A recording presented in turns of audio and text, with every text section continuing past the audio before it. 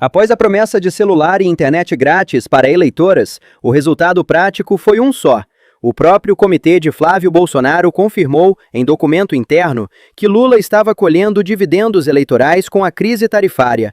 É esse desfecho que precisa ser entendido primeiro, porque foi ele que expôs a lógica por trás do anúncio feito pelo senador e filho do ex-presidente, bem no meio da corrida eleitoral.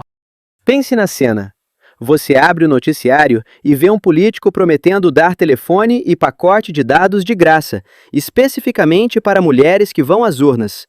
Parece generosidade, parece cuidado, mas caberia perguntar, sem pressa de julgar, quando uma promessa assim vem junto com uma admissão feita pela própria equipe da campanha de que o adversário está se beneficiando de uma crise econômica, isso é coincidência de calendário? Ou é estratégia calculada para reverter esse cenário antes que o eleitorado perceba? Voltando no tempo, para entender como chegamos a esse ponto. O país vinha sendo pressionado por uma tarifa de 25% imposta pelos Estados Unidos sobre produtos exportados pelo Brasil.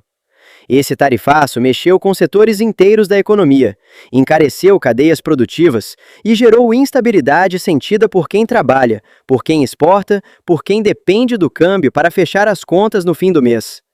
E foi dentro desse cenário conturbado que a campanha de Flávio Bolsonaro reconheceu, internamente, algo desconfortável para seus próprios estrategistas. O desgaste provocado pelas tarifas estava rendendo capital político para Lula e para o Partido dos Trabalhadores, não para a oposição. Diante desse reconhecimento, a resposta encontrada pela campanha não foi discutir política tarifária ou apresentar um plano econômico consistente. Foi anunciar telefones e internet de graça para mulheres eleitoras. Uma promessa concreta, palpável, fácil de repetir boca a boca, capaz de competir emocionalmente com a narrativa de crise que estava favorecendo o lado adversário. Aqui vale parar e perguntar ao público que acompanha esse tipo de disputa há anos. Quantas vezes vocês já viram uma promessa de campanha nascer exatamente no momento em que os números da pesquisa começam a incomodar? Existe algo quase repetitivo nesse roteiro, e talvez por isso ele desperte tanta desconfiança em quem já cansou de ouvir grandes ofertas em ano eleitoral. A oferta de aparelhos e conexão gratuita para mulheres, batizada como estratégia de aproximação com esse eleitorado, levanta uma questão espinhosa que ultrapassa as frontidárias. Até onde vai o limite entre um benefício social legítimo e uma manobra para captar votos, usando recursos que, direta ou indiretamente, passam pelo bolso do contribuinte?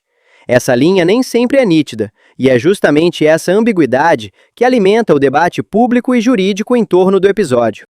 Enquanto isso, outra figura entrou na disputa discursiva sem pedir licença.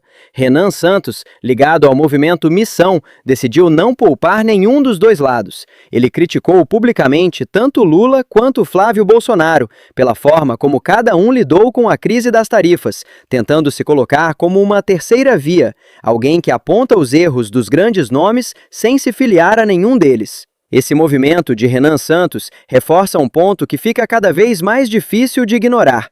A crise tarifária deixou de ser apenas um problema de comércio exterior e virou terreno de disputa política aberta, onde cada ator tenta transformar o desconforto econômico da população em vantagem eleitoral própria. E é aqui que a cronologia se fecha e volta para onde começamos. A promessa de celular e internet gratuitos não surgiu isolada.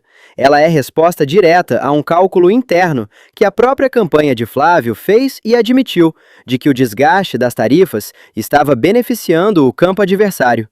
Diante disso, pense em quem mais sente esse tipo de disputa no dia a dia.